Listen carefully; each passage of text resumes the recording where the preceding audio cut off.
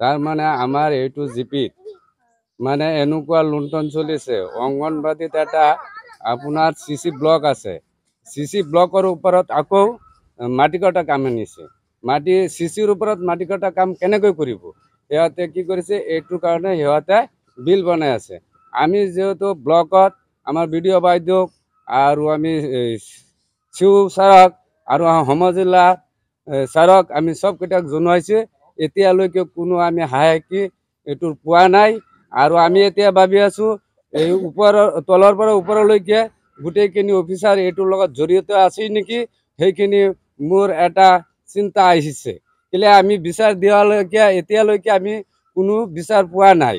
আৰু আমাৰ যিটো অংগনবাদী চেণ্টাৰত কোনো কামেই কৰিব নালাগে, মাটি কটালে আছে আগতে, কেইদিন আগতে কাটিলে, এতিয়া মাটি কাটিলে এই বৰষুণৰ পানী আমাৰ অংগনবাদীৰ স্কুলৰ ভিতৰত সোমালে ল'ৰা ছোৱালী ক'ত উঠাব? এতিয়া আমি ভাবি আছো টিনৰ পাতৰ ওপৰত উঠাই দিব, নহ'লে কেনেকৈ পানীত থাকিব। আৰু আমাৰ পাঞ্জিকানা মাটি দিছে, এক কটা লিখিছে কি একোই দিয়া নাই। পাঞ্জিকানাৰ লগত এটা 10 পুখুৰী আছিল, মাটি বিক্ৰী কৰি বেলেগৰ তাত বেচিছিল। সেইটো পাঞ্জিকানাৰ নামত এতিয়া এইটো সি মাটি কাটি স্কিম কৰি আছে, কিন্তু এইটো 10 মাটিটো আমাৰ পাঞ্জিকানাৰ নামত নাই। আৰু পাঞ্জিকানাৰ নামত মাটি লিখি দাগ কাটি একো দিয়া নাই, যেহেতু মেদি মাটি। এনে সিহঁতে মুখেদি কৈ আছে পাঞ্জিকানা এইটো চৰকাৰী, আমি এই চৰকাৰীটো নামত লিখি দিবৰ কাৰণে আমি আয়ুক্ত তাত সবে তাত আমি জনাইছো এইখিনি মাটি আমাৰ দাগ কাটি এই পাঞ্জিকানাৰ নামত অংগনবাদীৰ নামত লিখি দিব লাগে। আমি কোনো সঁহাৰি পোৱা নাই আজিলৈকে। সেইটো কাৰণে আমি ভাবি আছো এই তলৰ পৰা ওপৰলৈকে গোটেইখিনি অফিচাৰ এইটোৰ লগত কিবা সংলগ্ন আছে বুলি আমি এতিয়া ভাবি আছো। আৰু ইহঁতে এতিয়া আমাক ভাবুকি দি আছে যে এইটোত লাগি আছে, আমি স্কিমৰ পইচা এইফালে হাৰি দিম, আমাক সিহঁতে কিবা মাৰপিট কৰিব বুলি সিহঁতে আমাক ভাবুকি দি আছে। এইখিনি মোৰ কাম কৰিছে, বেলেগত কৰিছে। যেহেতু অংগনবাদীত 1 কটা মাটি দিছে, 1 কটাৰ ভিতৰত কৰা নাই। অংগনবাদীৰ সেইফালে 2 বিঘা আছে, 2 বিঘাত মাটিত কাম কৰিলে আমি নামানো। এইফালে আমাৰ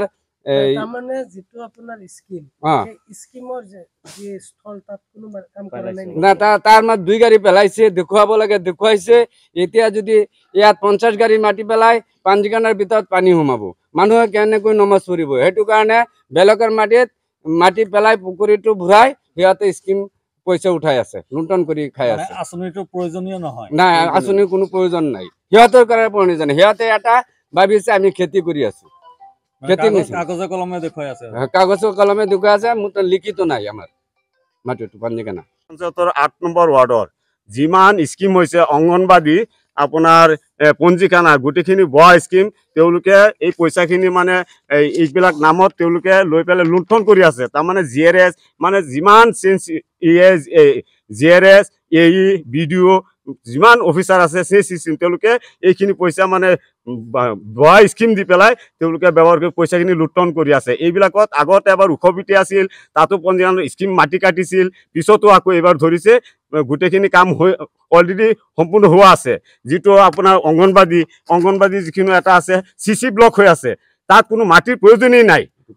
এইটো আপোনাৰ এইটো হ'ল ইয়াত নাম আছে, বস্তুখিনি নাম দিয়া আছে, গোটেইখিনি লিখা আছে ইয়াতে আপোনাৰ 155, 104 নং, 159 এইখিনি অংগনবাদী চেণ্টাৰ। তেওঁলোকৰ ইয়াত কোনো মাটি কাটাৰ প্ৰয়োজনেই নাই, অলৰেডি ওখবিটি আছিল। এইখিনি নামত সিহঁতে লাখ মানে 19,000, কোনোবাটো 12 লাখ, এইখিনি তেওঁলোকে পইচাখিনি উঠাই এতিয়া 2 লাখ 2.5 লাখকে উঠাই পেলাই তেওঁলোকে আত্মসাৎ কৰিছে। আমি প্ৰতিবাদ কৰিছোঁ, আমি ব্লকত দিছোঁ, আপোনাৰ শিৱ ছাৰত দিছোঁ, আমাৰ লাহৰীয়াত সমাজ-জিলাৰ উপায়ুক্তৰ হাততো আমি কমপ্লেইন দিছোঁ। গতিকে আজি পৰ্যন্ত তেওঁলোকে কোনো ব্যৱস্থা লোৱা নাই।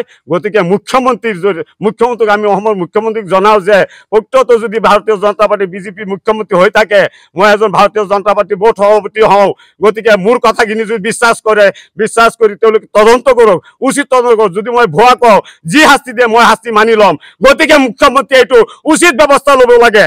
গতিকে আপোনাৰ নহ'লে আমি আৰু কি ক'ম, এইটো আপোনাৰ কি কয় ভিজিলেন্সৰ CM ভিজিলেন্সৰ জৰিয়তে এইটো উচিত তদন্ত লওক আৰু যদি মই মিছা কৈছো যদি ধৰাই দিব নোৱাৰো তেতিয়াহ'লে মোক যি শাস্তি দিয়ে সেই শাস্তি মই মানি ল'ম নহ'লে চৰকাৰে দিয়া পইচাখিনি অপপ্ৰচাৰ কৰি আছে অকল আমাৰ জিপিতে নহয় এতিয়া আমি ভাবিছো গোটেই সময়ত তেনেকুৱা দুৰ্নীতি কৰি আমাৰ বিজেপি মুখ্যমন্ত্ৰীৰ বিৰুদ্ধে তেওঁলোকে বদনাম কৰি আছে পইচা লুণ্ঠন কৰিছে বিৰোধী পক্ষৰ মানুহে কিন্তু বদনাম কৰিছে আমাৰ CM মুখ্যমন্ত্ৰী হিমন্ত বিশ্ব শৰ্মাৰ নামতে বদনাম কৰি আছে যে পইচা মানে পইচা ধ্বংস কৰি আছে কিন্তু আত্মহত্যা কৰিছে বিৰোধী পক্ষৰ মানুহে কিন্তু এইটো উচিত ব্যৱস্থা মুখ্যমন্ত্ৰী মহোদয়ক আমি এইটো প্ৰদান কৰোঁ যে এইটো উচিত ব্যৱস্থা ল'ব লাগে আৰু তেওঁলোকক মাতি আনি জেল হাজতত প্ৰেৰণ কৰিব লাগে।